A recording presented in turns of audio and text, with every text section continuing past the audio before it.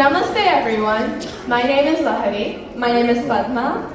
And I hope you're all excited and pumped up for an amazing night of wonderful performances. Today we'll first get started with a Bharatanatyam classical dance. And as you all know, Bharatanatyam is one of the oldest dances of India and is part of the 8 classical dances that we have. And it comes from the state of Tamil Nadu and it has a great history. And now we will let the little kids come and perform shlokas choreographed by Anupriya Krishnan. Please welcome them. Let's put your hands together.